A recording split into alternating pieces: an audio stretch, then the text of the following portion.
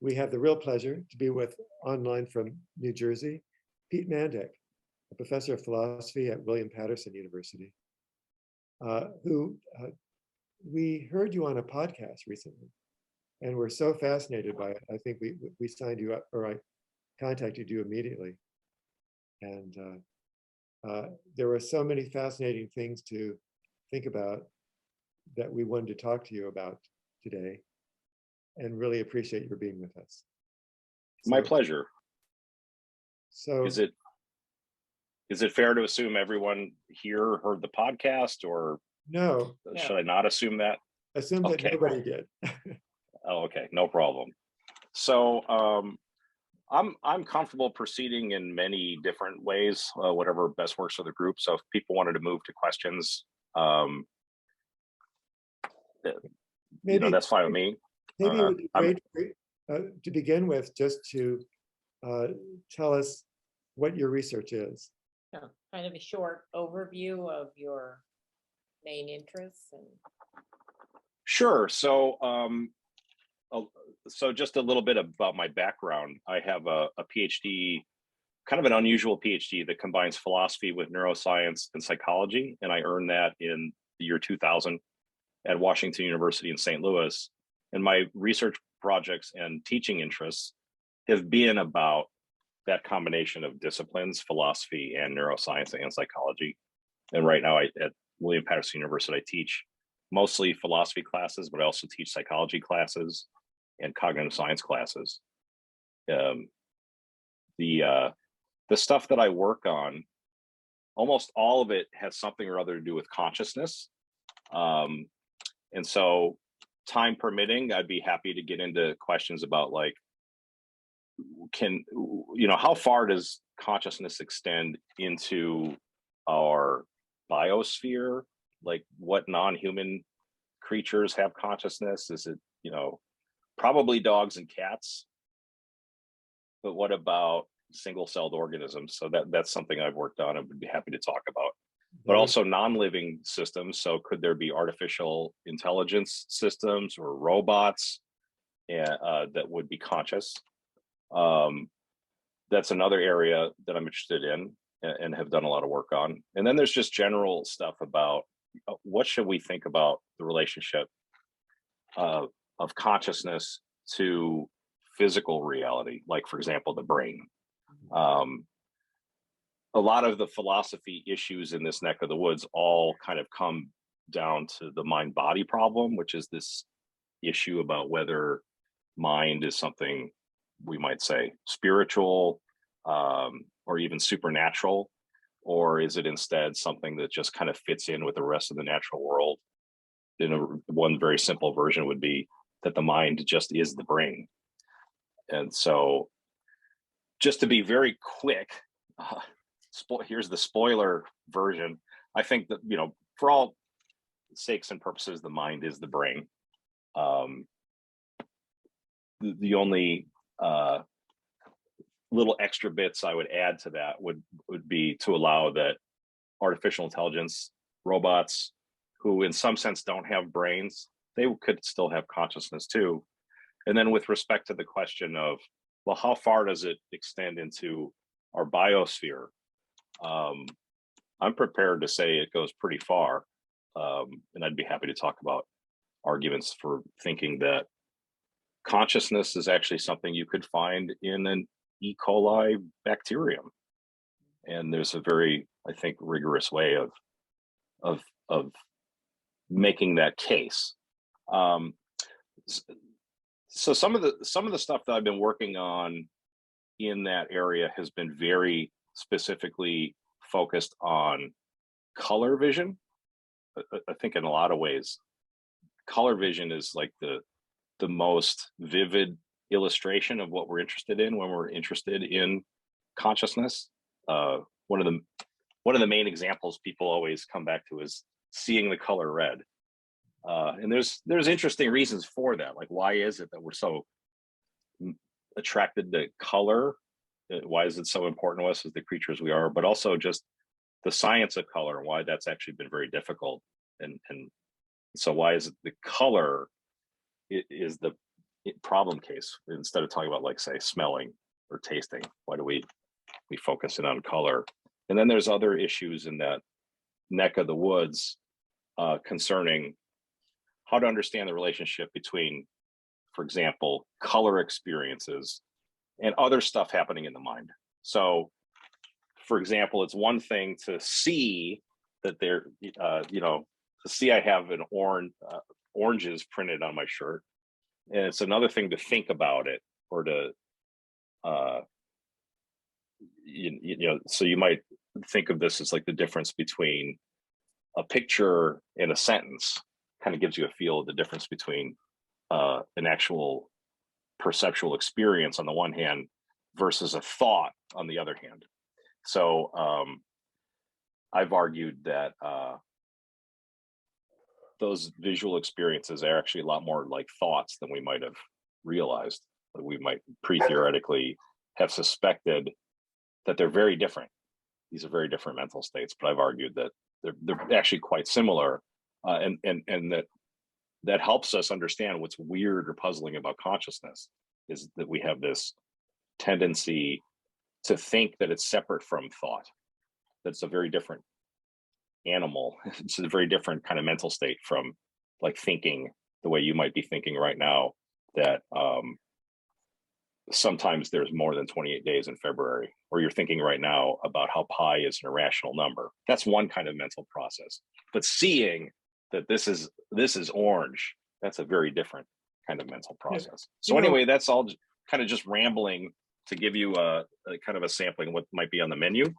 If one of the, people are more interested in robots, I'm happy to go more with robots. If people are more interested in brains, I've got things to say about brains. If people want to hear about conscious E. coli, happy to go there. Something I'm working on right now is a book that's under contract with Cambridge University Press called Physicalistic Theories of Consciousness. Something I just finished is a second edition of my book on the philosophy of mind called This is Philosophy of Mind. So that's a bit of like the menu. It's hard to know where to begin. Of where I'm at, or But one of our members already has a question for you, though. I haven't been looking at the chat. We can monitor that. Yeah, we'll moderate the chat for you. Okay, I'm gonna let you do that then. All right, great. Could we start with just a couple of, I hate to say definitions, but what do you mean when you say mind, and what do you mean when you say consciousness? I'd be happy to tackle that. Although here's a funny little, or at least funny to me, anecdote. So the first book I ever wrote was a book of definitions of terms that are important for the philosophy of mind. And after the book was published, I realized that the one term that never gets defined in the whole book is the term mind. Right. So there's all these definitions of consciousness, several different definitions of consciousness, and definitions of belief and memory and perception. But even though the word mind is part of the title of the book, never did bother defining that. But anyways, so you asked for mind. What was the other one? Consciousness? Yeah. So let me start with mind. There's a tradition in, especially in the West, of thinking about and this probably, we could trace this back to Aristotle, if not earlier, of thinking of the mind in terms of mental states. So whatever the mind is, it's like a collection of mental states. Individual mental states would include things like beliefs, desires, hoping, wondering, experiences, feelings. So feeling cold versus feeling tired, smelling the scent of lemon, tasting some hot, spicy chili. So there's all these different mental states. And then you could ask this question that's very much like your mind question. Well, what are those? Like, is there something that they all have in common that unites them, that makes them mental states? And the answer that you get in the Western tradition is that something like, in order for something to be a mental state, it has to have one of the following two properties. As long as it has at least one of them, then it's a mental state. It might have both of them. So one of the mental properties is something called intentionality, which is a technical term from medieval European philosophy that if we were to try to translate into English, ordinary English would be something like aboutness. So right now I'm thinking about Abraham Lincoln. I'm thinking about how Abraham Lincoln often is depicted as having a beard, but not a mustache. So that mental state has aboutness. It's about Abraham Lincoln. And aboutness is kind of analogous to like in language, when a sentence has a grammatical subject. The grammatical subject of a sentence is what the sentence is about. So there's a corresponding thought I would have, and my thought is about, whatever the grammatical subject of the sentence is, I would use to express that thought. So that's intentionality. Intentionality is aboutness.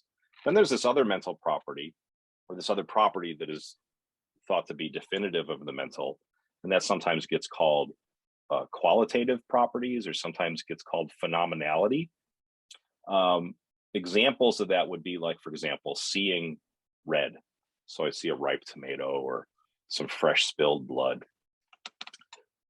Now, maybe that's just more intentionality, or maybe that's something else besides. The people that suspect that it's something else, that it's not intentionality, but it's nonetheless mental, they reserve the word phenomenality or qualitativeness. So one way to kind of spell that out, while assuming that phenomenality is different from intentionality, you might say, look at the difference between thinking that there's a red rose in the kitchen and seeing that there's a red rose in the kitchen. When you see that there's a red rose in the kitchen, your experience has a certain property. It presumably the rose has a property too, but the experience has a property. And the experience of seeing a red rose, the experience has a property that your thought doesn't have. When you think that there's a red rose in the kitchen, the thinking is about the red rose. It's about the rose. It's about the rose being red, but it doesn't have that inner property that makes the visual experience of the red rose visual.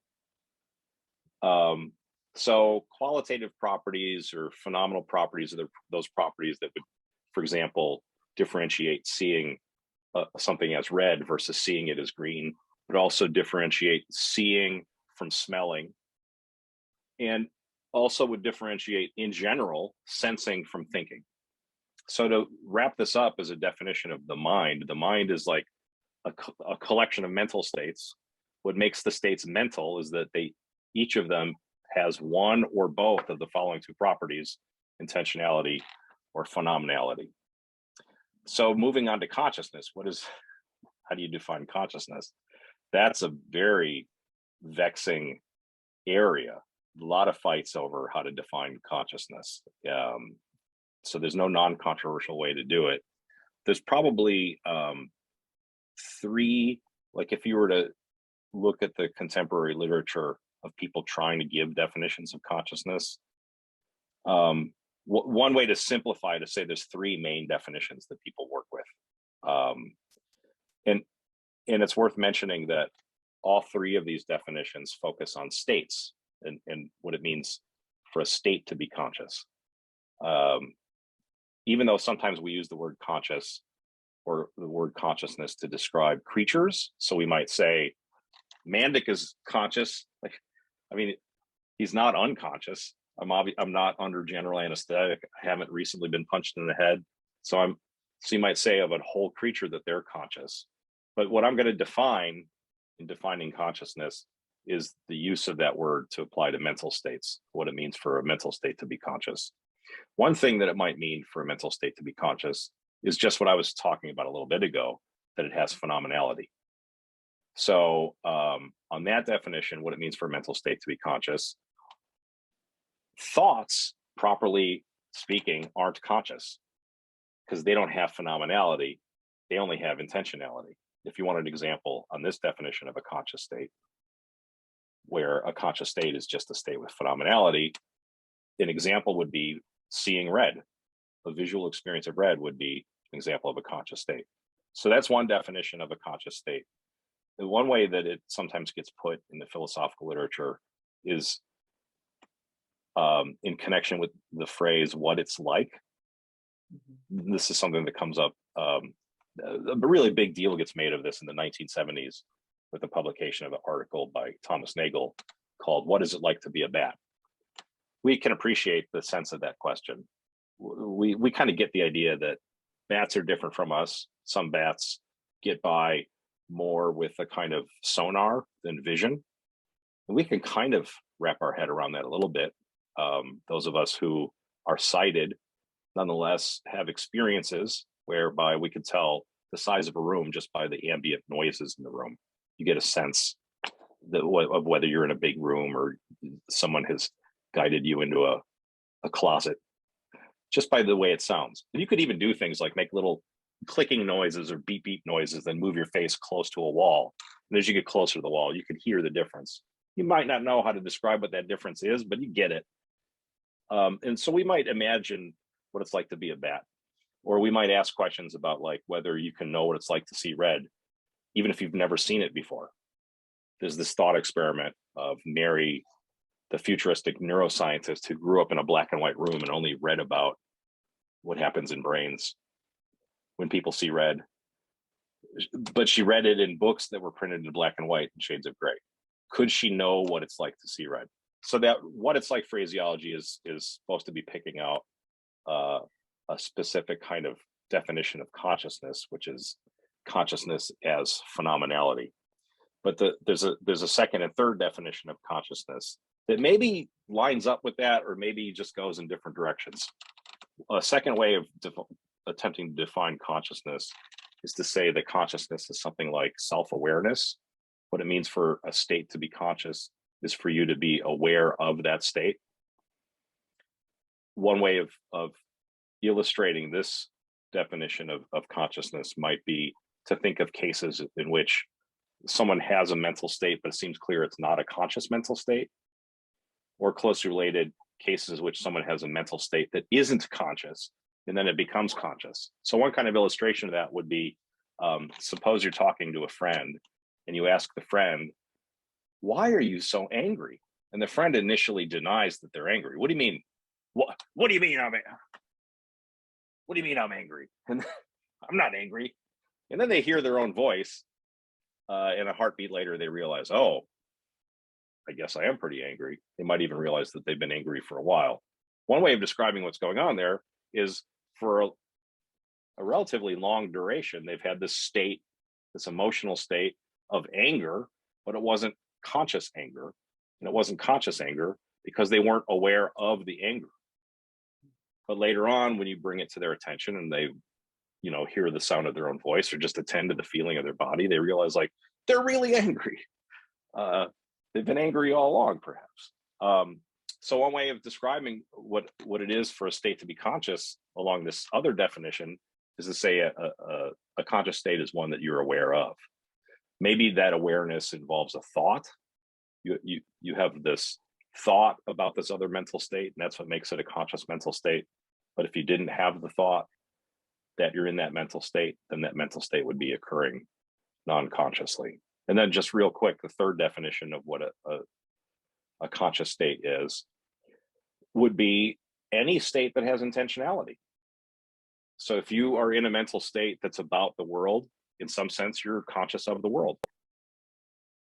You might not be conscious in that second sense. You might not be conscious of your consciousness of the world, but if you're responding to stimuli, for example, think of the absent-minded long-distance driver, someone driving a truck and, listening to the radio or thinking about an argument that they got in recently. They might not really be paying attention to what they're doing. And we've maybe have all had that experience. Like you realize like, wow, I've been driving for 20 minutes and I wasn't really I didn't realize I had my blinker on the whole time. Like, wow. Um, so in some sense, you're aware of what's going, like you didn't crash the vehicle. The road has been bending and turning, and there's been other vehicles, and you've successfully kept you and your passengers alive. And it wasn't a miracle that you did that.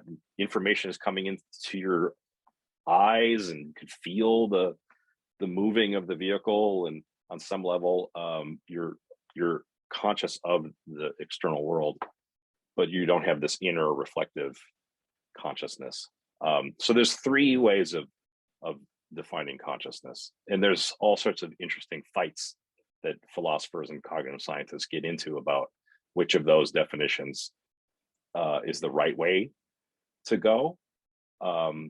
Which of those definitions might just collapse into one of the other definitions. It's perhaps worth mentioning that a lot of research on consciousness implicitly assumes that second definition, the one whereby a conscious state is one that you're aware of. And if you think about how you would try to do a science of consciousness, you realize you're kind of stuck with something like that definition. One of the main ways in like which we try to figure out whether someone had a conscious state is we ask them. So here's an interesting experimental paradigm that gets at this sort of stuff. It's an experimental paradigm known as masked priming.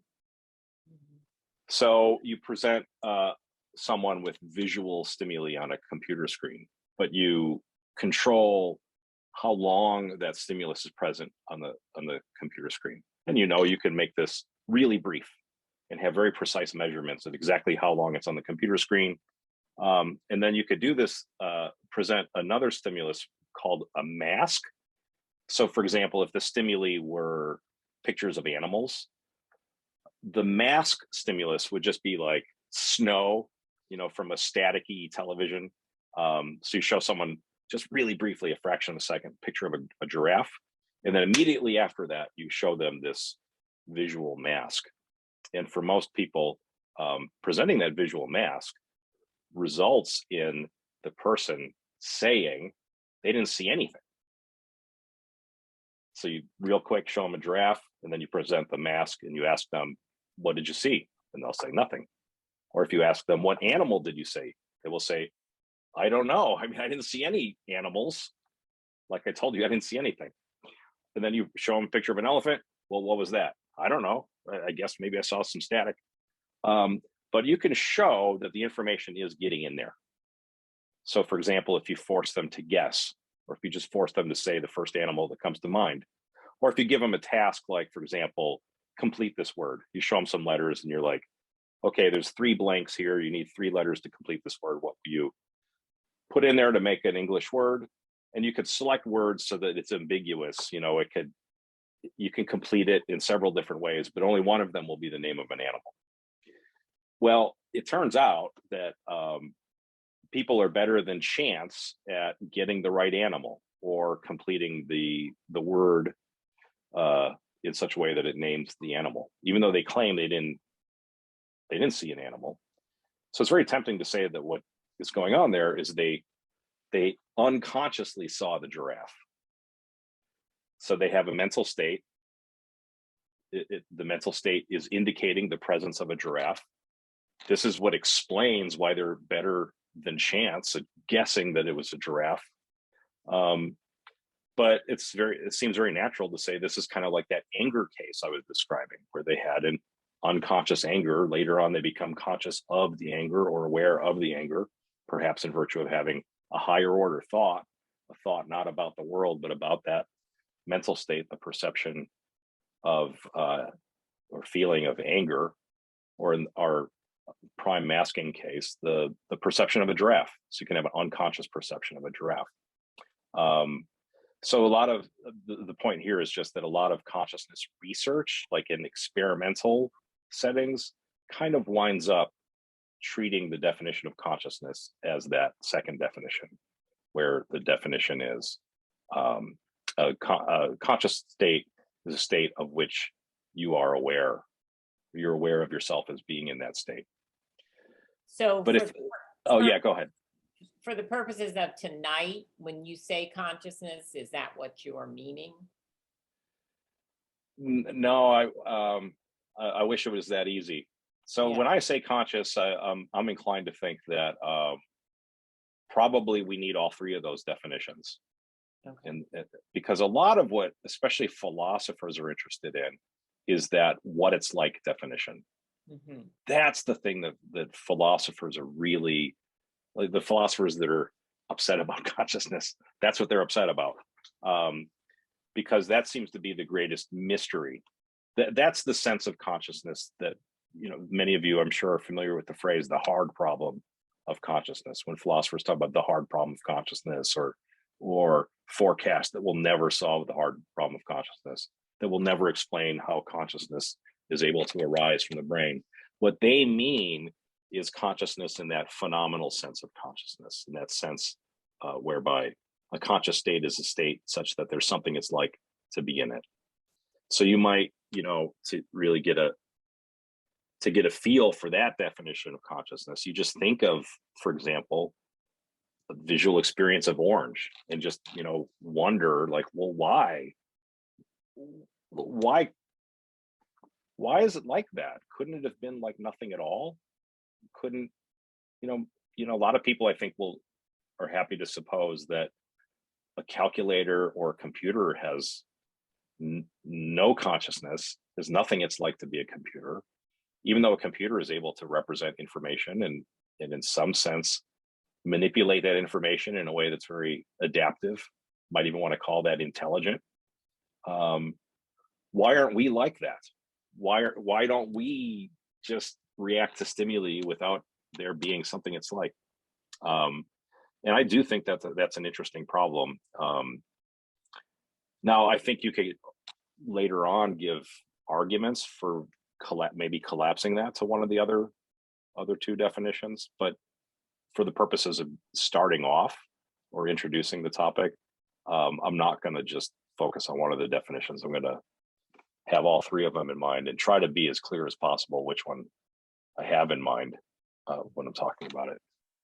Okay. I should add in the self. I mean, would you mind just saying what the self is related to consciousness? Yeah. So a lot of discussions in philosophy about the self come down to this debate that in European philosophy you can characterize a debate between Rene Descartes and David Hume. But if we look at philosophy more broadly, to include world traditions besides the European tradition, we see versions of this sort of issue in, for example, Buddhist philosophy.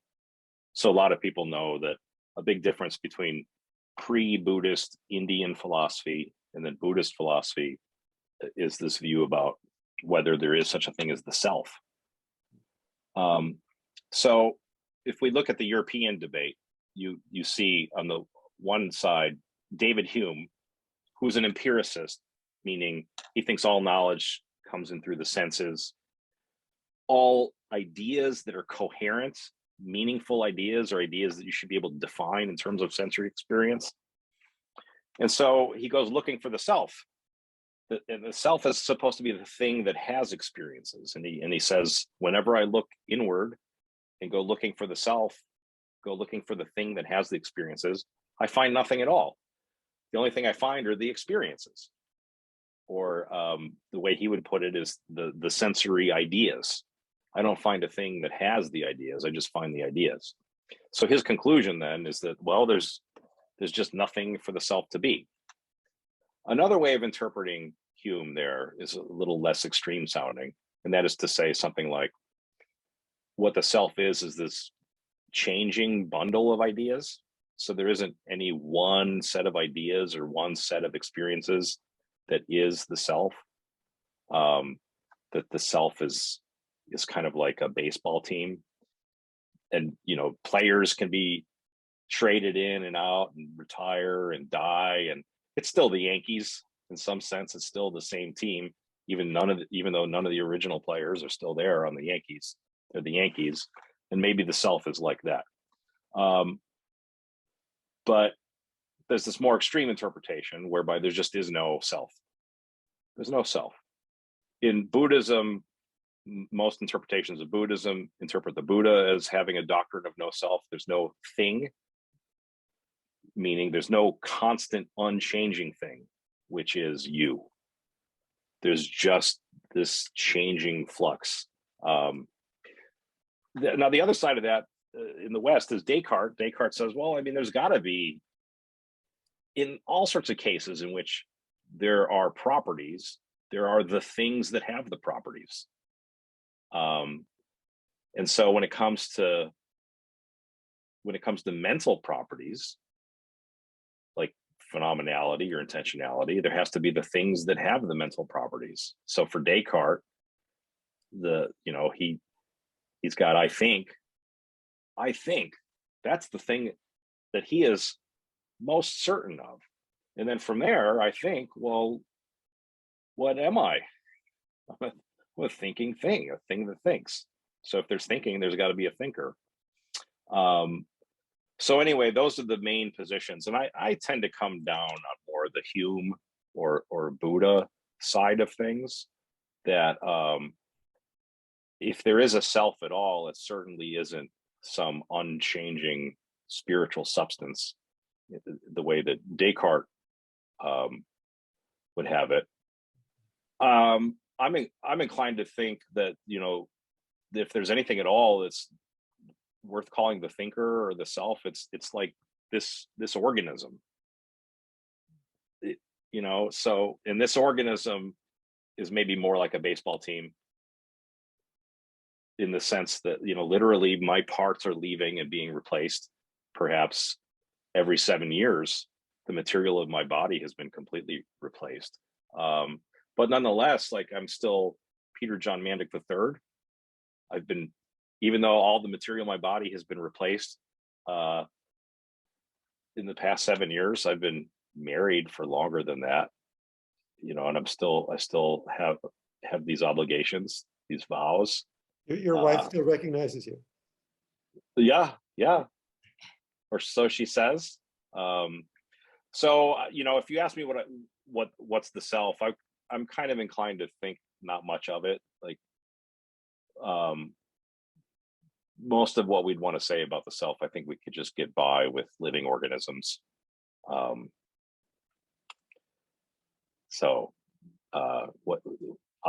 a human being. I'm a member of the species Homo sapiens, and I think things. I have thoughts. I have experiences, but I don't have a soul. I don't have some spiritual thing that has been the same throughout.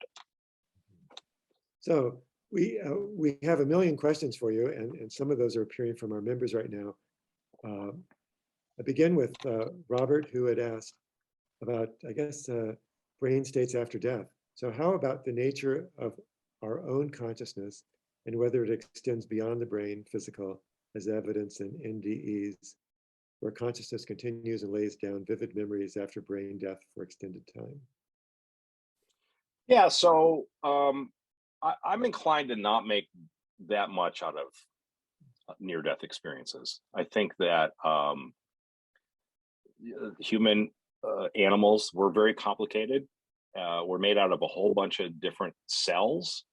And if you wanted to kill me real dead, in the sense that making sure every one of the cells in my body was dead, that won't be easy. Like, you'd have to drop me into a volcano or something like that. Most of the things that kill people only kill parts of them initially, and then the other parts die later on. So it wouldn't be surprising to me that, for example, the heart and the lungs would stop, but the brain would keep going. It wouldn't be surprising to me that parts of the brain could die before others. And it wouldn't be surprising to me that you could revive the organism, even though certain parts were dead for a certain amount of time. So when people report near-death experiences, I think they really are having experiences, in the sense that there really is something going on in their brain and they are remembering it, but they're not having experiences in the sense of accurate experiences. So I'm experiencing a certain number of people, and experiencing your hair color and which of you are wearing glasses and what sorts of glasses. And I presume most of that is mostly accurate. Near-death experiences, I think, aren't anywhere near that accurate.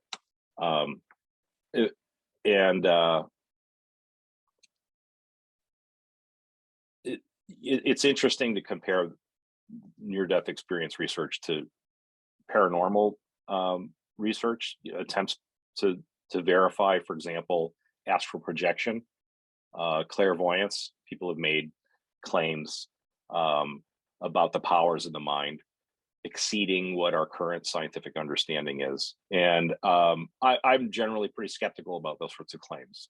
And my skepticism comes down to something like this. No one has really given any evidence that there's something special going on there. By which I mean, for example, no one has ever had an out-of-body experience and then afterwards able to present them like a number that was in a locked safe. No one is able to extract credit card numbers after their out-of-body experience. No one ever comes back from the dead with like a really cool prediction about the stock market or a new scientific discovery or something like that. It's always something really kind of vague and unverifiable. Like I sensed a presence, or I think maybe I smelled Uncle Dave. Well, I don't know, maybe you hallucinated that you smelled Uncle Dave. You sensed the presence. Well, I mean, that's so vague. It's got to be true. Of course you sensed a presence. Maybe it was the microwave. That's what you sensed. I don't know. But no one has come back and said, okay, here's how to make cold fusion.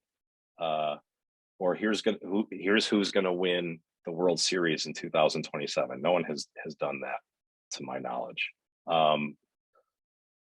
So I'm inclined to think about near-death experiences like, yeah, it's the brain doing stuff before it dies. We have no evidence to think that dead tissue, like dead in the sense of like all the cells are dead, nonetheless has experiences. That would be miraculous. And we have no evidence that such a miracle has occurred. And no one has come back from these near-death experiences and reported anything verifiable, anything that we should credit as anything but hallucination. Thank you. Ellen had the question, what about unbidden thoughts, seemingly pop-in thoughts that don't have intentionality? Right. So, the word intentionality, like a lot of philosophy, is a bit misleading because we have this regular English word, intentionality, and then the philosophers have their word, intentionality, and it sounds the same and spelled the same, and they even overlap a little bit in their meanings. When I was talking about intentionality, I just meant like aboutness, like the way a sentence has a grammatical subject. But in ordinary English, of course, intentionality means doing something on purpose, doing it because we intended to. Anyway, I'm inclined to think that all mental states have aboutness, but I don't think all mental states are voluntary. I think that probably most of our mental life is happening against our will or just completely orthogonal to it. So I think that probably most of the mind is unconscious. If we wanted to understand how it is that I'm able to do things like hear the words that you're saying and then parse them into interpretable English and come up with the appropriate response to them, that's involving all sorts of mechanisms and that are worth calling mental, at least in that aboutness sense of mental. There's all sorts of computations happening that are happening outside of my awareness. They're happening beneath the threshold of my consciousness. And they might even be the sorts of things about which I could never become conscious.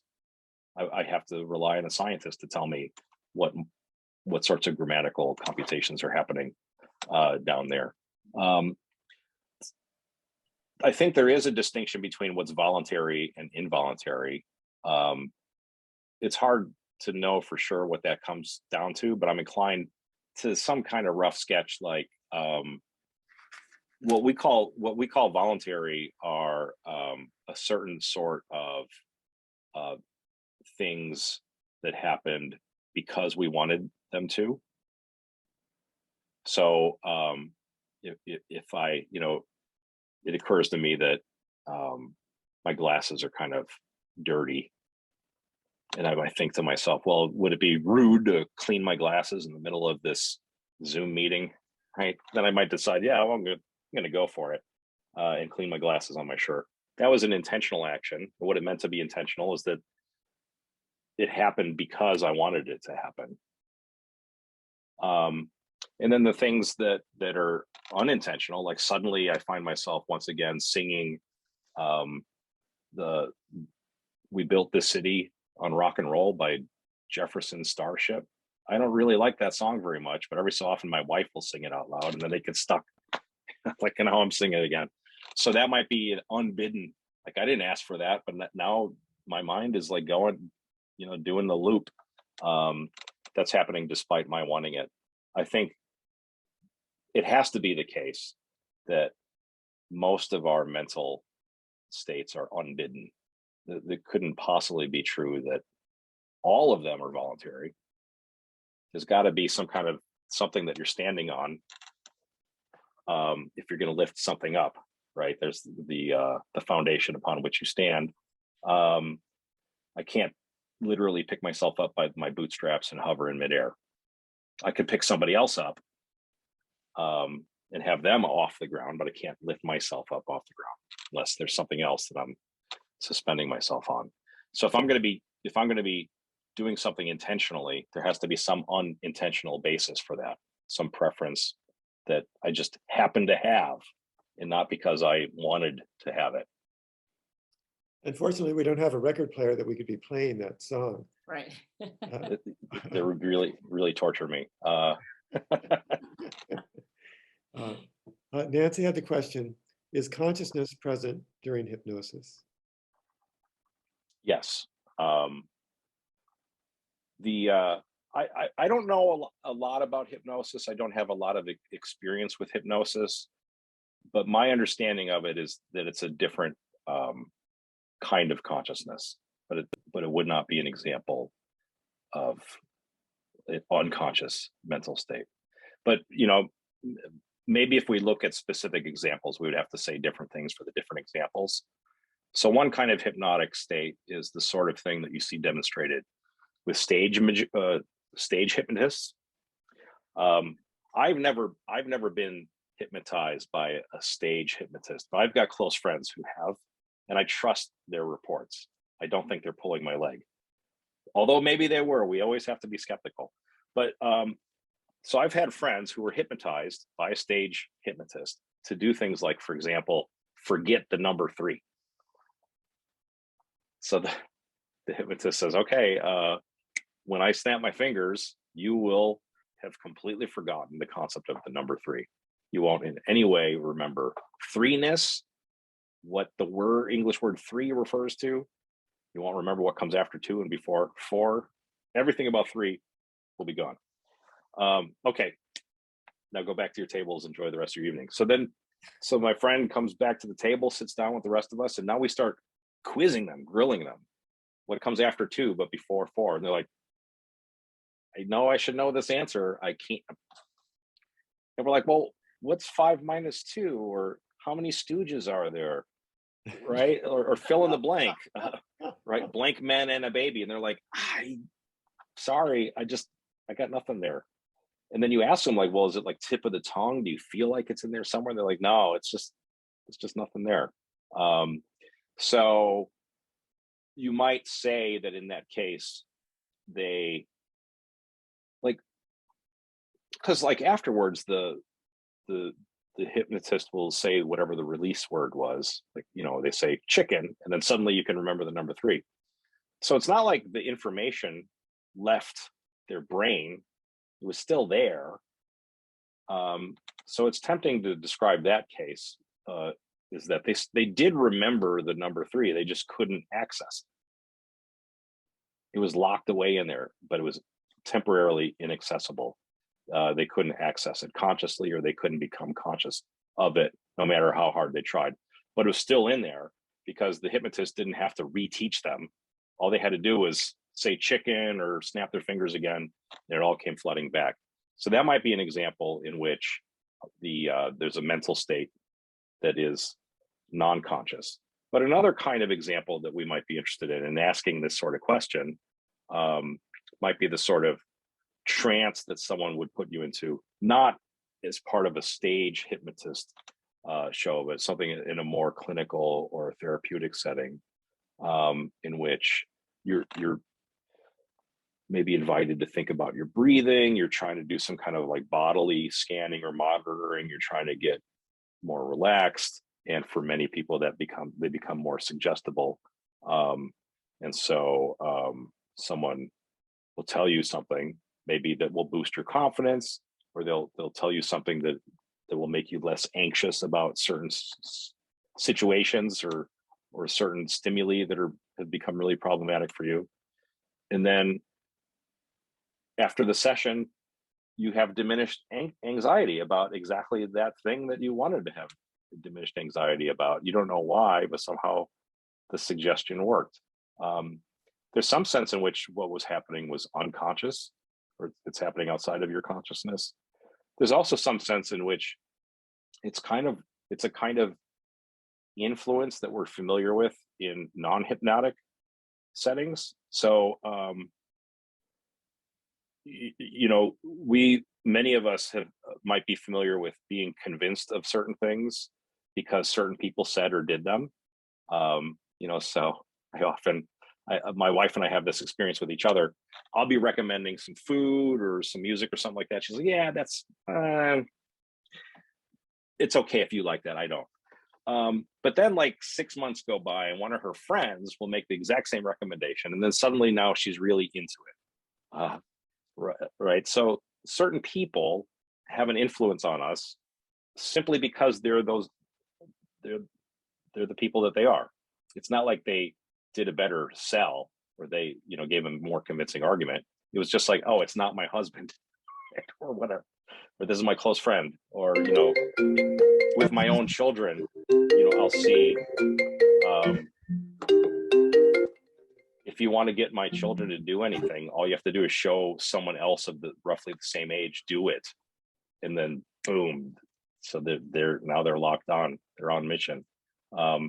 I think hypnotic suggestion in those kinds of therapeutic clinical cases is a lot like that. So we've each had the experience of being convinced, perhaps for reasons we're not conscious of. We're not conscious of what was convincing, but nonetheless we were convinced. Hypnosis might be like that.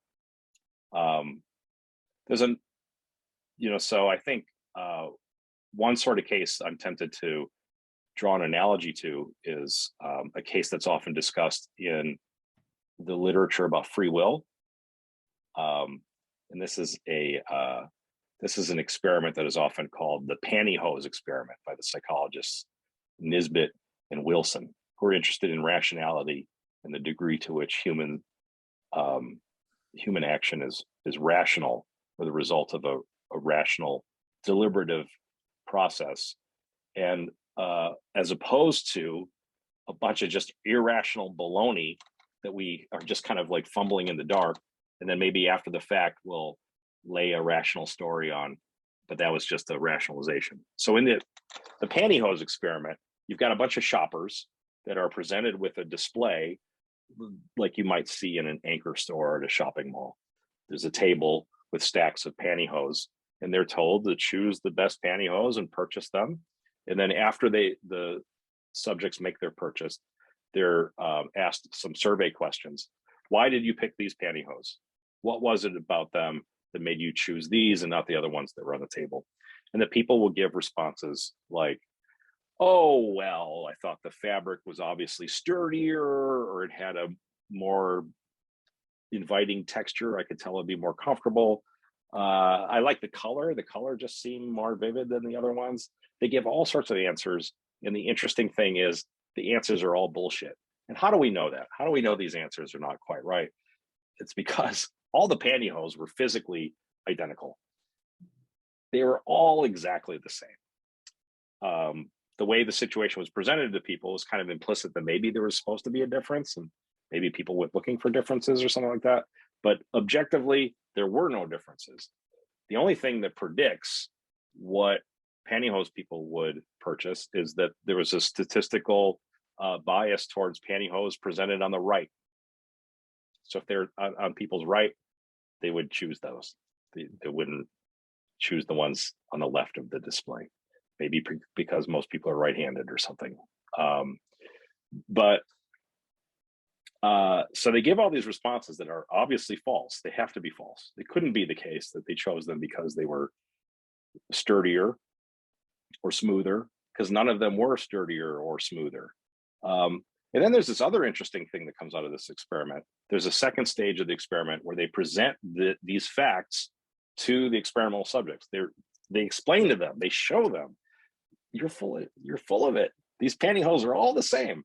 And they say, no, they were different. They were sturdier or whatever. They stick to their stories. So one thing to conclude from this is that there's all sorts of decision making that happens unconsciously. Our behavior is driven by things that we don't have conscious access to. And further, what we do have conscious access to is a kind of baloney. We're making up this story, maybe because it's flattering to present ourselves to ourselves as rational, as, you know, having reasons and having good reasons for our actions, where really we're just shooting in the dark and making it up as we go along. We just had a conversation with Robert Burton on being certain, which was echoing with what you're saying. There's another question by Murray, who wrote, do the physical correlates of different mental stages help define them? Compare a state of consciousness with a state of sleep, for example. Yeah, so one way of stating my general view about these topics is that I'm a physicalist. And what it means to be a physicalist is to say that whatever the mental is, it supervenes on the physical. And supervenience is a technical term that gets defined in the philosophy of mind as something that we might state like this. If the mental supervenes on the physical, that means that this class of properties, the mental properties, depend in a certain sort of way on the physical properties. And the way in which they depend is that there can't be any mental differences without there being physical differences. So one way there might be mental differences is if I'm different from you. Another way there might be mental differences is if I'm different from myself over time. So changing is just differences across times.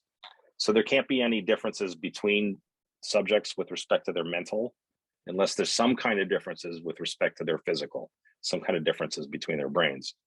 And with respect to a single subject over multiple times, I can't change mentally without there being any changes physically. Now, this supervenience relationship is a one-way relationship. So differences at the mental level require differences at the physical level. But that doesn't mean that every difference at the physical level is going to percolate up to the mental level. There might be some physical differences that are just irrelevant. They're just too minor to make a difference. But anyway, to summarize, the idea of physicalism is one that we can mostly put in terms of supervenience, which is a kind of dependence of one kind of differences on another kind of differences. So I can only differ from you mentally or change mentally if I differ from you physically, or if I myself change physically. So back to the question then, does the physical define the mental? Yeah, but in this slightly complicated supervenience sort of way. So that if there is a difference between me seeing green versus seeing red, or if there's a difference between the way I see green today versus the way I see green when I was 7 years old, there has to be some physical differences in virtue of which there are these mental differences. Maybe the physical differences are differences in my eye, maybe they're in my brain, but it's got to be something physical somewhere. I'm inclined to think most of this stuff is in the brain. Most of the really interesting things about vision has very little to do with the eye and almost everything to do with the brain. And that's true of pain. And I think that probably generalizes to most of our conscious or mental states that we'd be interested in. It's going to come down to the brain.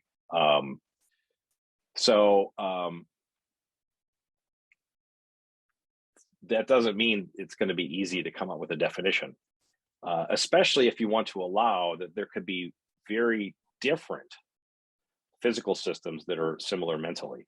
So perhaps there could be a system that is entirely artificial, like made out of microchips, but it has a perfect mental duplicate of my mental states. That's a possibility. So physically, we're very different because the physical basis for my mental states are a bunch of neurons. The neurons are made out of proteins and lipids. This computer analog of me, RoboPete, is made out of microchips, made out of silicon and gallium arsenide. There's no protein or lipids in there at all. But nonetheless, like we could both, or at least I hold, and am prepared to argue for the view that we can both see green. We could both see it in exactly the same way, even though we're physically different. So supervenience doesn't require that if we're going to be mentally the same, we have to be physically the same. It does require that if we're going to be mentally different, we have to be physically different. That's interesting. Bill has a question. Say something about the psychotherapeutic attempts to change unbidden mental states for positive benefit, cognitive behavioral therapy. He continues saying, there is some belief that mental activity, such as psychotherapy, traumatic experience, actually change physical structures at the neuronal level. So could it be a two-way mental to physical? Yeah, in short, I think, yeah. So, you know, if you think about something like cognitive behavioral therapy, it's mostly like talk-based. By itself, doesn't involve any drug treatments. So it's tempting to describe that as being something that's mental, where drug treatment would be something physical. I think it's all physical. There's some sense in which like there's nothing happening here that isn't just happening in your brain. But nonetheless, I think there's interesting distinctions we could draw, even though it's all physical. We could draw a distinction between cognitive behavioral therapy and a more drug-based treatment of the same. In cognitive behavioral therapy, you're engaging someone in the process of speaking. Part of what's happening there is you're guiding someone through a process whereby you are bringing up memories, things that you might not have consciously experienced in a long time. They've just been hiding out there as these not consciously accessed memories. And then you go through the process of accessing them consciously.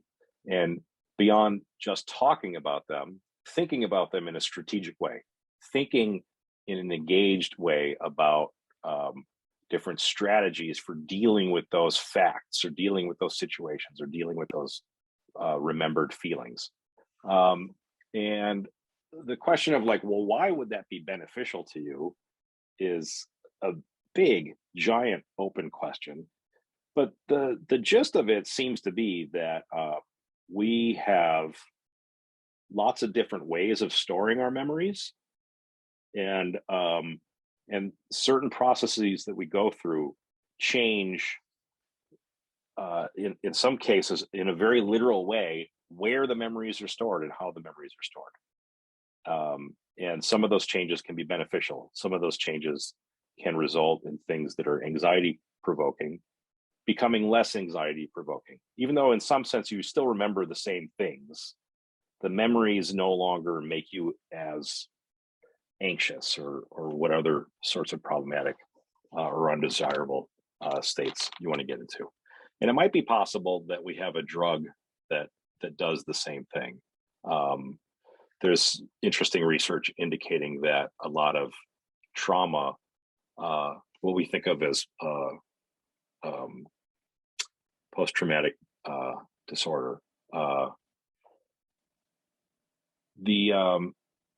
What's happening is that we're not forgetting enough, that there's something about the very high negative emotional co-stimulus of the traumatic event that makes us unable to forget things that for other people, like, you just have to sleep on it a few nights and now the memories have kind of faded. Become less upsetting. You're able to forget it. With people suffering from trauma, for everyone else who would be able to go through a forgetting process, they are going through this remembering process. They're just like writing things down in a stronger way, which is just making it worse. But to summarize, I think it's all in the brain, even though I think there's a natural way of understanding the difference between a talk-based therapy versus a drug-based therapy. Ultimately, you're trying to do the same thing, which is make the brain better. Which method will make the brain better? Which one is the one that gives the patient more control? Which is the one that will have fewer negative side effects? We still don't know all the answers to those questions. And I don't have any reason for thinking it's got to be talk-based versus drug-based. Maybe it's a little bit of both. Maybe it's just one of them. I think it's still too early to tell. But really, there's not a real difference between the ones that are really brain-based and the ones that are not brain-based. It's all the brain. Could you discuss a little bit about psychedelics and why someone might think they have clarity? Yeah, so I think psychedelics are very, very interesting. One way of thinking about psychedelics is simply that it's changing things, almost as if you just, randomly selected a different channel to watch. Or you just randomly, you're like, I don't know what book to read. I'll just randomly pick a book off the shelf and make myself read whatever that one turned out to be. Sometimes simply introducing a change is significant, and it doesn't matter what the change is, just that it's a change. So one theory of what's happening with psychedelic experiences is in a normal or non-psychedelic situation, you're presented with a stimulus, and if you remember it, if you've been taught what that thing is, so like we can all recognize this is a travel mug, so your concept of travel mug is automatically applied. I show you a picture of a rhinoceros.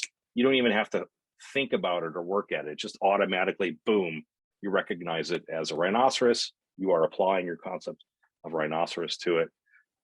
But in the psychedelic state, there's something interrupting that.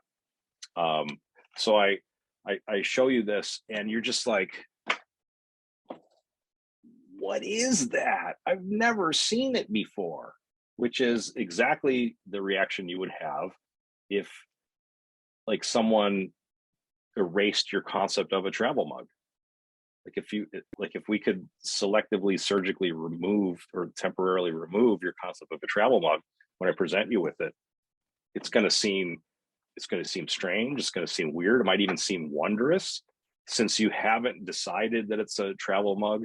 You are now opening up mental space to notice things, like, for example, that it's really beautiful. If you normally don't think of travel mugs as opportunities for beauty, although maybe some of you do. I normally don't. If I'm looking for beauty, I don't turn to my travel mug for that. I look at paintings and fine art for that.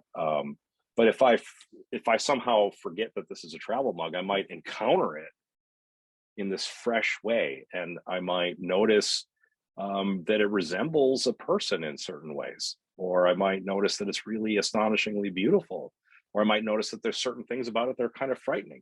I maybe never noticed before that a certain part of it looks like a skull, and then that starts making me think about death, and if I've also forgotten, other concepts, a mere travel mug send me into this very chaotic and maybe even disturbing mental state. So there's one way of thinking about psychedelics whereby you're just introducing a change to the system. Some of what's happening to the change in the system is that it's interrupting the normal kinds of memories that or conceptual recognitions that you normally would bring to bear. So things that usually would just be really boring are suddenly presented to you as if an alien stepped off of the spaceship. It just becomes strange and wondrous. Combine that with a lot of psychedelics have this other aspect to them, which is changing the setting on a filter in your perceptual systems that in normal waking consciousness is very data driven and not very expectation driven. Let me unpack that a little bit. So one way of thinking about a typical perceptual state is you've got a bunch of new information coming in, and then you've got a bunch of like old information. These are the memories that make up our concepts that we use when we recognize things. You've got a lot of old information that constitutes your expectations. And in a perceptual state, there needs to be a balance between those two factors. If you had it be entirely data driven, you would be thrown off by all sorts of errors or noise. So for example, if you're looking at a cat and the cat is partially occluded by a stop sign pole, if you were operating in a fully data driven way, you'd be really thrown off by that pole. You wouldn't be able to recognize it as a cat. But if you had a certain amount of top down expectation driven processing going on, then you're able to work off the fact that most of that thing I'm looking at looks like a cat. And so I suppose there's some more cat behind the pole. So we need in an ordinary case a balance between what's the expectations and data. In many psychedelic states, what is happening is that you're turning the dial, or the drug is turning the dial, so things become almost not at all data driven. I'm sorry, I got that backwards. Not expectation driven. So all this, it's just data, and you're lacking the stability that you have in the normal perceptual case. So in a normal perceptual case, you could look at some muddy footprints on the bathroom floor and just see it as muddy footprints on the bathroom floor. But if you're tripping on LSD or mescaline or something like that, you see a bunch of muddy footprints on the floor. Now it looks like the devil, and now it looks like my wife, and now it looks like a VW bug driving off of a cliff, and now it looks like a travel mug, and now it looks like a rhinoceros, and now it's the devil again. What's with that? Now it's Jefferson Starship, and they're all singing, "We built the city on rock and roll." Right. So now that kind of those states can be really useful for different purposes. So like people that are seeking creative inspiration, or they're seeking to have a spiritual experience, or they're just seeking a healing experience, or they just need some kind of monkey wrench thrown into their routine. It could be really useful to have that kind of jolt to the system, to mix everything up and have it settle in new ways. So that's the way I think of psychedelics. I often encounter in my students some kind of belief that psychedelics are magic. So when we, for example, talk about computers and robots and whether they could be conscious, every semester I'll have a student who says, "Why don't we just give it LSD?" And they're serious. Like they think if we pour this magical chemical into the computer is gonna become alive. I don't think psychedelics are magical at all. I think they're just they're shaking up the system in ways that can be useful, can be beautiful, can be fun. One interesting question is why they exist. Like, why are there these plants out there in nature that are able to engage with our nervous systems in in such profound ways. Some people are tempted to say that they must have been put there by the gods or the aliens who put life on the planet Earth, but probably probably the reason that these plants have chemicals in them that interface with our nervous systems in really interesting ways is because of insects. Most plants have the various chemicals that they do in order to attract certain insects and repel certain others. In order for them to do that, the chemicals have to interface with the insects' nervous systems in certain ways. And we're not that different from insects. All life on Earth comes from a common ancestor. And so what works for one nervous system is going to work somewhat on another nervous system. And I think that's what the answer to that question is why do these chemicals exist in the first place? And it's because of bugs, and we're similar enough to bugs that they affect us too. That's really interesting. I've not heard that relationship. David has a question for you in voice.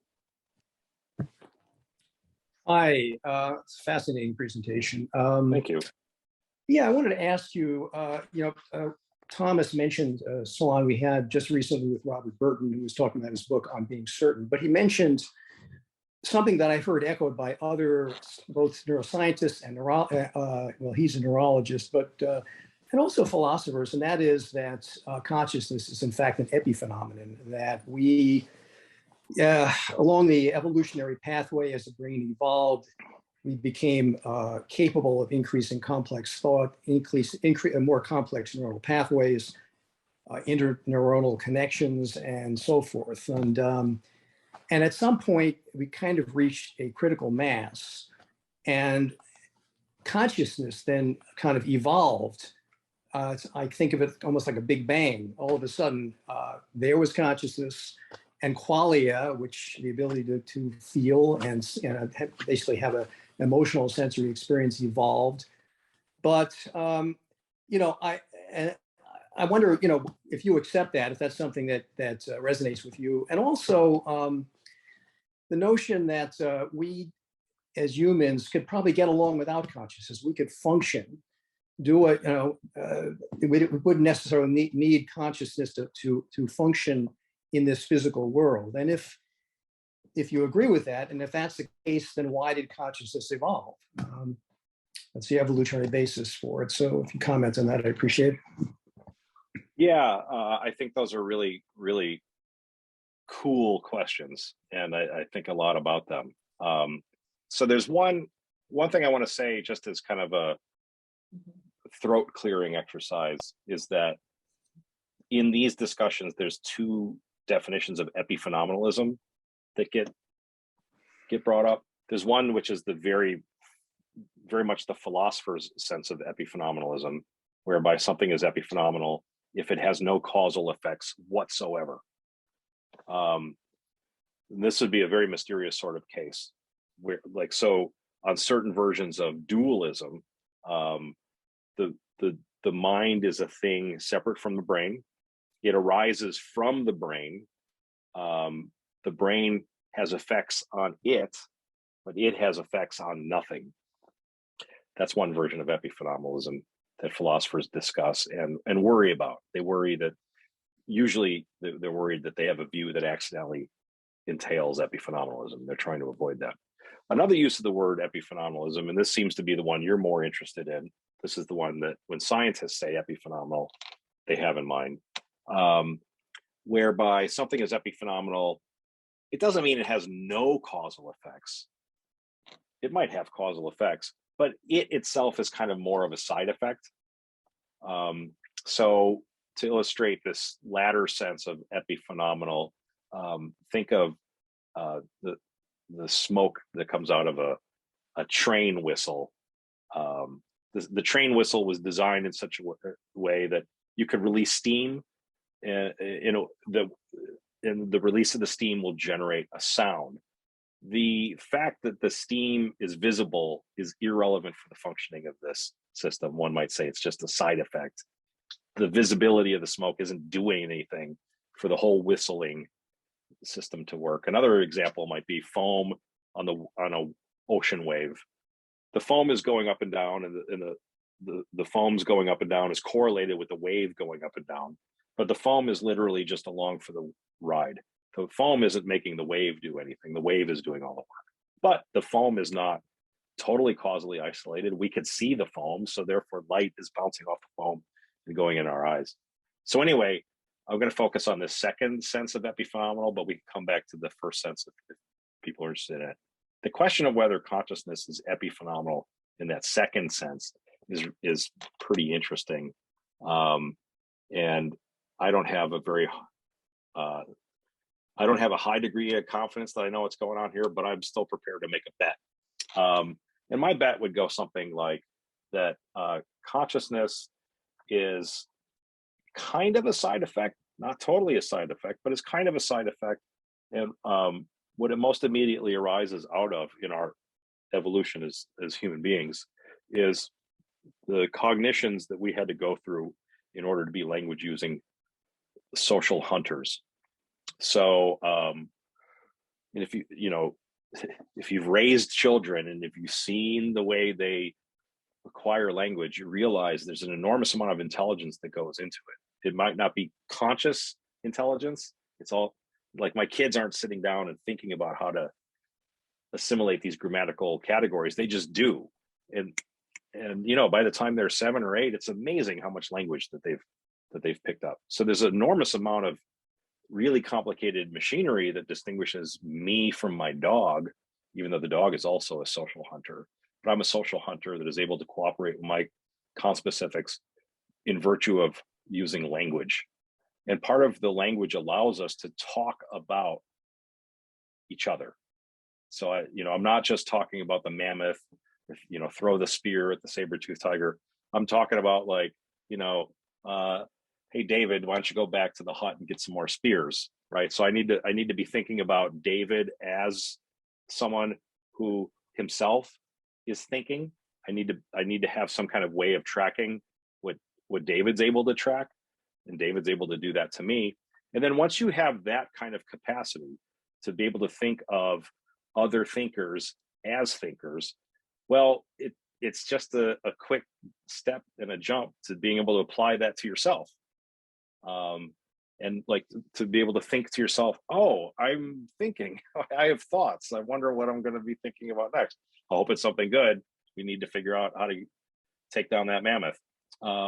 And that's what consciousness is. And this really connects with that definition of consciousness that we discussed at the beginning of the session, whereby a conscious state is one that you're conscious of. That capacity of self-reflective or self-aware consciousness, I think, comes along with this this general package that you get as being a socialized language using creature. Now, that language use didn't come from nowhere. It's not like we had no consciousness in any sense, but somehow we had language, and then once we have language, the lights come on. I think the way to think about the story is that there's these other kinds of consciousness first. But the big one, the one that we're really interested in, the one that distinguishes us from cats and dogs, that's the one that comes along with this language package. Another thing I want to say in connection with this issue, and I'm not sure how to connect it with language, but there is an interesting kind of experimental paradigm that can be applied to non-human animals that distinguishes types of learning that seem to depend on consciousness from types of learning that seem to not depend on consciousness. In these experiments, you are modulating consciousness by modulating attention. So one version of this experiment is something you could do at rabbits, and you can condition an eye blink response.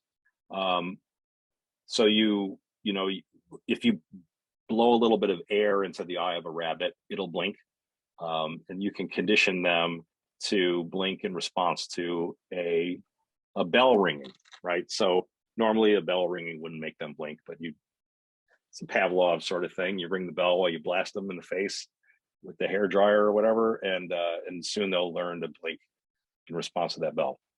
Now, one kind of condition you can introduce is to introduce a delay between the unconditioned stimulus and the conditioned stimulus. So one kind of learning is learning where the two stimuli are presented simultaneously. And another kind of learning is learning where one of the stimuli only is presented later. So in order for there to be some kind of association between the two stimuli, there has to be some kind of memory of the earlier stimulus. That's the only way it's going to have any kind of effect later on in the creature. And then the way you modulate consciousness is by modulating attention with a distractor. So if you do something to distract the rabbit, and I think they do something like play a loud noise, like a recording of thunder or a flashing light or both. If you introduce these distracting stimuli, presumably that interrupts attention in the same way it might interrupt our attention. And that messes with their ability to learn the association across a memory delay. It doesn't mess with their ability to learn the association when the two stimuli are presented simultaneously. So some researchers interpret that as evidence of non-epiphenomenality of consciousness. But what they mean by consciousness is something that they're closely defining in terms of attention, what you're attending to versus not attending to.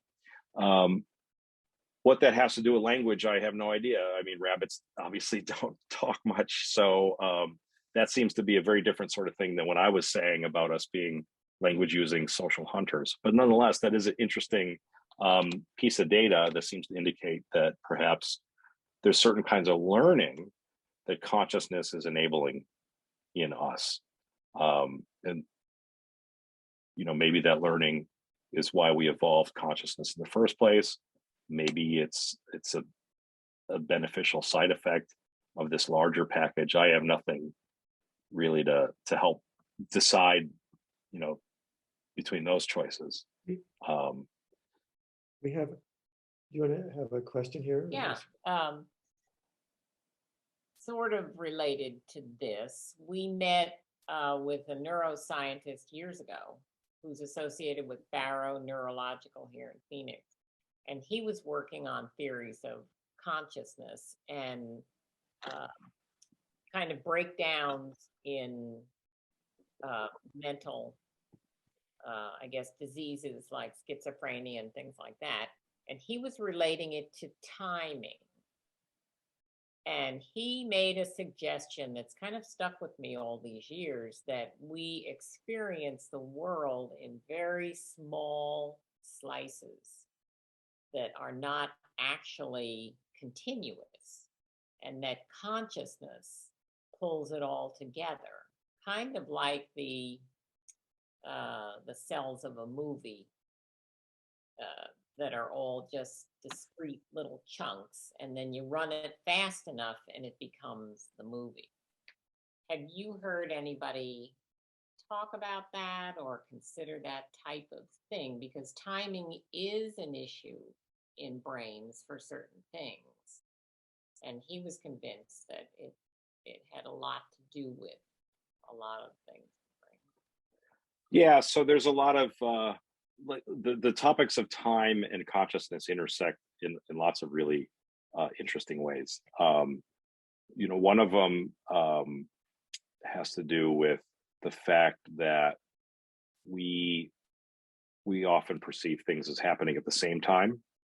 Mm-hmm. So, for example, I can perceive that at the exact moment that someone snapped their fingers, someone else touched my shoulder. Or I can perceive that at the exact moment that I stomp my foot, I clap my hands. But if you really think about all the machinery that has to be working together to make that all happen, you appreciate that. That's a really hard problem. Like how would you build a brain to be able to perceive that something happened at the sole of your foot and at your shoulder happened at the same time? And part of what makes that so hard is that the speed of a nerve signal is actually really slow. I once heard it compared to the speed of a donkey-drawn cart. Now, that's a really lousy speed, especially if you're trying to get to Indianapolis from Newark. But even with respect to the size of the human body, even those distances, that's still a fairly slow speed. And there's a pretty significant difference in the amount of time it would take for a stimulus to travel from your shoulder to your brain versus from your foot to your brain. So you've got all these different stimuli hitting the brain at all these different times. How is the brain able to make a decision about whether these two things happen at the same time versus whether they happened at different times? Part of the story is that the brain just doesn't care. And I think as a general point, when we examine these sorts of issues, it's really important to appreciate the difference between the brain representing something as being there. So in the sort of example you're asking about, representing continuity, and just not representing discontinuity. So it's one thing to represent something, it's another thing to just ignore it or be silent on it. Most of the times we don't experience our mental lives as being filled with discontinuities. I think that's safe to say. I don't think it's safe to say that we experience our mental lives as having continuity. I think probably that most of the time we just fail to notice all the discontinuities. But that's different from creating a hallucination of continuity. One illustration of this sort of thing that I'm talking about is an example that comes from the philosopher and cognitive scientist Daniel Dennett. His example might not be immediately apparent, but it kind of illustrates this difference between representing the presence of something and just failing to represent its absence.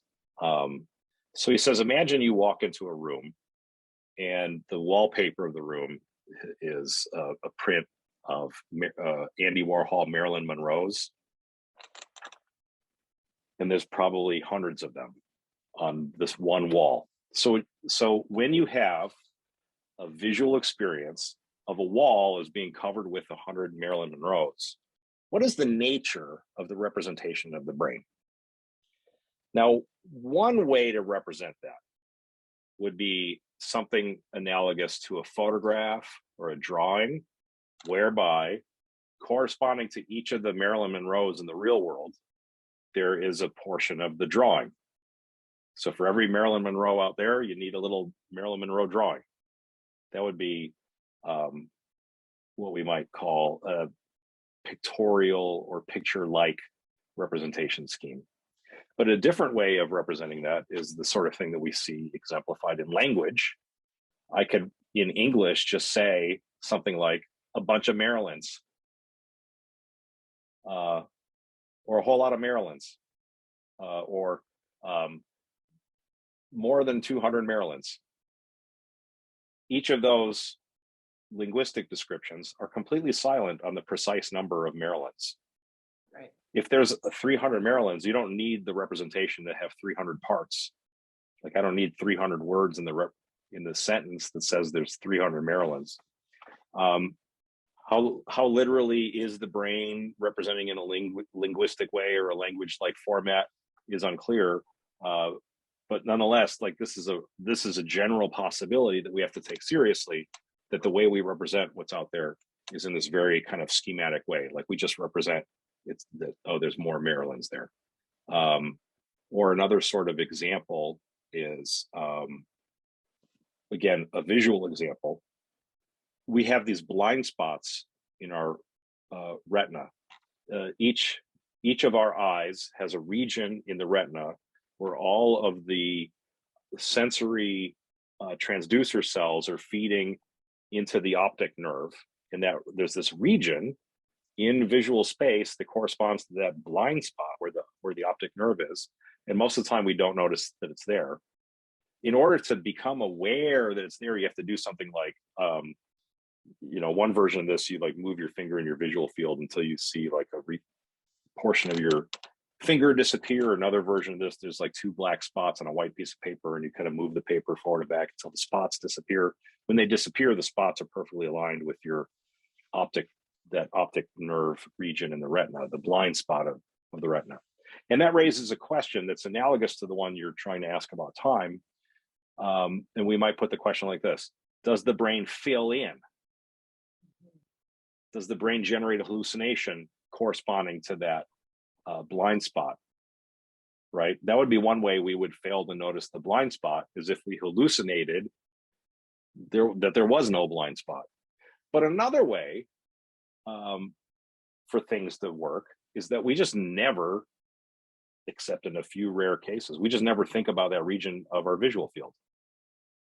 So we don't have a positive representation of there being something in the blind spot. We just don't have a representation of what's going on in the blind spot. And that's good enough. Now, if it worked in that latter case where our brains are just silent about what's going on in the brain spot, would that mean that the brain is providing a continuity that isn't really there? And I think that there's a very clear way in which, no, that's not what it's not providing a continuity. It's just silent on the fact that there's a discontinuity. It doesn't represent the discontinuity. And by failing to represent the discontinuity, that's really good enough. You don't need to have a representation of a continuity. So to bring it back to time, in many cases, we get by with something like, they happen at the same time. I felt it. I felt the shoulder and the foot at the same time. But in reality, the information got to the brain at two different times. And maybe most of the time you don't even have an opinion about it at all when they both happen. So I'm inclined to think that for most of these sorts of situations, the best explanation is the one that's analogous to the more Marylands. You just have kind of a sketchy representation in the brain that says like, yeah, there's a bunch of stuff going on out there, and it's silent about what it is. Yeah. Another kind of example, just real quick, because it's so fun. And it's visual. Many people are unaware of the fact that in their visual periphery, they aren't able to see hue. So, and I test this with my students. I'll have like these fluorescent Post-it notes, fluorescent magenta, bright green, bright yellow. And I ask them, do you think, even though this is just in the periphery, just in the region where you could just start to see it, do you think you tell what color it is? And they all say, yes, definitely. And then we do a little demonstration, and it turns out that they're garbage. Like they can't tell the difference between magenta and green. Now, does that mean that the way we consciously perceive our visual periphery is as black and white or shades of gray? No, I mean, but does that mean that the brain is coloring it in? But that doesn't seem to be the case, because in the example with my students, I'll ask them, does it seem colored? They'll say, yeah, it seems colored. But then I ask them, well, what color is it? And they're like, oh, it's just now dawning on me. I have no idea what color it is. And then you ask them again, so is it colored? And they're like, well, we don't know what to say. But I think that the thing to say there is that the brain just doesn't care. Like we can see that there's stuff out here. As a matter of fact, there's no information here about color, but our brain doesn't care. And so it's just silent about what's happening in the visual periphery, even though in some sense, whatever is in the visual periphery isn't presented as colored. But that doesn't mean it's presented as being black and white. Yeah. It's just simply, there's some stuff there. Yeah, a fascinating book that made me think more about what you're talking about now is called What We See When We Read by Peter Mendelsohn. He's in New York, and he asks you to kind of contemplate what you see when you read Anna Karenina. What does she look like? And people finish the book and they can't articulate what she looks like, even though they think they know her really well after reading the whole book. Yeah, it's fascinating. Yeah, it's a great book, but it's Absolutely fascinating. Yeah. You know, and you know, many of us have the experience of like we'll get a new haircut or something like that, and or for me, I'll like shave some part of my beard or something like that, and then I'll show up among my coworkers or my students, and I figure like, they've been staring at my face all semester. Surely they'll notice that I used to have long hair and a beard, and now I have short hair and no beard. Surely they'll notice. Nah, I might get something like, "Is there something different about you?" And they're just like, they can't put their finger on it. Right. So it's amazing how little. How much we get by on actually very little. And then back to our discussion about psychedelics. One thing that happens, at least sometimes with psychedelics, is you start to notice this. Mhm. That resetting or cleansing puts you in a state where you notice all these all these discontinuities.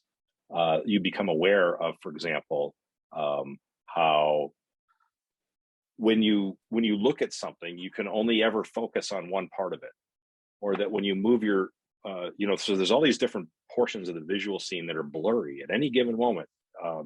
When you really become interested in getting things in clear focus, you realize it's impossible to get it all in clear focus.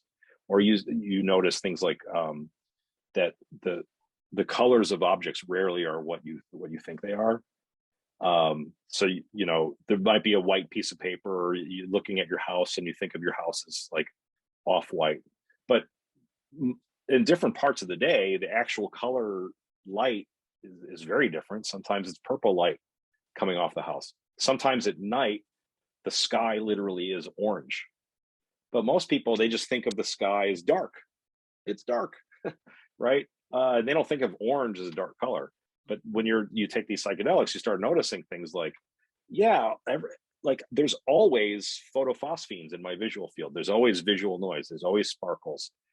Floaters in my eyes are always there, waiting for me to notice and get freaked out about. There's always these big gaps, these discontinuities. Things are blurry, or there's things I can't even, like Anna Karenina, like I can't even bring her face to mind. Or there's all sorts of people that we see on a daily basis, and we've never noticed the color of their hair. You ask, like, Joe, the coworker, is he brunette or blonde? You're like, I see him every day. We've been working together for 20 years. I actually don't know if he's blonde or brunette. Like, how can that be? And the best explanation is that on some level, the brain just is representing in this very sparse linguistic sort of way. It's not drawing pictures of 100 Marilyns. It's just saying to itself, there's more than 100 Marilyns over there. This is really great. Before we go, I'd like to ask you when your new book is coming out. This has been a very rough couple of years, not just because of COVID, but also I have a bunch of really small children. So one of my books should be out this year. The second edition of This Is Philosophy of Mind. He is supposed to be out this year. I think it'll probably be out in the fall. So it could be, because the publishers, they want to synchronize this with college courses and book purchasing. So I think they're aiming for this to be out in like August, so people can buy it for the fall semester. And then the book that and so that's in press right now. That's with the typesetter. It's already been through copy editing. And then the other book, the one I'm still writing, this is the one about physicalistic theories of consciousness. I'm burning up my a 6-month extension, and I'm going to get ready to ask for another one. So it's a little up in the air when that's going to be done. It should have been done by now. It should be in press, but I'm still writing it. So maybe not until next year for that one. What a treat. Well, it'd be our pleasure if we could have you back sometime. Well, I'd be delighted to come back. I really enjoyed this. It's a treat because we've only scratched the surface of all our million questions. So yeah, so definitely don't lose my number. I'd be delighted to come back and talk more. I'm always willing to talk about this stuff. That's great. Well, you might enjoy knowing about Ogi Ogus, who's going to be with us next Sunday. He's at Harvard. He wrote a book on the evolution It's of. called The Journey of the Mind. He takes the concept of mind all the way back to an archaean single-celled organism. That sounds very cool. Oh, it's I'm sorry. A great book. Anyway, he's with us next Sunday. He's at Harvard. I will check that out because I had mentioned E. coli bacteria. We didn't really get to talk about that, but oh yeah, a lot of my work. I found his book to be one of the most fascinating ever. Yeah, I'm very interested in the history of the mind, but also I've got a project on the future of the mind. And that's another thing we didn't get to talk about much today. But I've got a book, the working title of which is Alternate Minds, and it's about science fictional and speculative treatments of the mind, with the aim of trying to see just how flexible is the concept of mind, how far can we stretch it. And so some of this has to do with thinking about enhancements, near future technological enhancements of brains and what it might mean to give yourself more willpower or more intelligence. Some of this stuff, it seems like a blessing, but rapidly becomes a curse. Like if you were able to just turn a knob and crank up your willpower, that might be a bad thing. You might, sometimes you need to quit bad projects. If you set out to walk across the United States and you sprain your ankle, on the first leg of the trip, you really should stop. But if you had infinite willpower, you would just keep on walking until you were down to bloody stumps. So a lot of these limitations that we wish we could exceed, it turns out when you imagine exceeding them, it turns out to be counterproductive and really interestingly illuminating about what those concepts were in the first place. So some of it has to do with thinking about things like enhancements that we might encounter in the next couple decades. Some of it deals with really far out stuff, like what if you had an intelligent being that was literally the whole biosphere of a planet, or was a massive group entity? What would it mean to have a group consciousness, maybe instantiated in just like 5 or 6 creatures, or maybe a whole planet of billions of creatures? What might cognition be if time travel was real? What if you had a computer that can go back in time or go forward in time? And what would that mean for intelligence if you were able to introduce time travel into it? And then the final chapter of the project is about anti-minds and the question of that gets dealt with when we wrestle with Fermi paradox and the distribution of intelligence throughout the universe, and hypothetical scenarios whereby it might turn out that intelligence is one of the worst things that evolution has ever come up with. And really successful organisms in the galaxy have figured out ways of detecting and eliminating intelligence. They've figured out how to evolve beyond intelligence, and those are anti-minds. So these are systems that don't have minds. Just like you have antibodies in your immune system, these biological entities have anti-minds that are able to detect and eliminate instances of intelligence. So that's another direction to go in with this stuff, is towards the future. So fascinating. Our friend physicist Frank Wilczek said that advanced minds would figure out how to go inward, not outward. Right. So that's another solution to the Fermi paradox. Like once you're smart enough, you could build a really great virtual world to explore. And so you could just imagine all the aliens that you'd want to. You wouldn't have to fly across the galaxy to meet. I want to give you some compliments here written by our members as we conclude. Colleen wrote, she thought it was outstanding, and she's going to Thank you. purchase your books. And then Steve wrote, great Salon, Pete, you were remarkably clear about a lot of rather confusing concepts and arguments in the field. Thank you. Thank you so much. Thank you very much, everybody.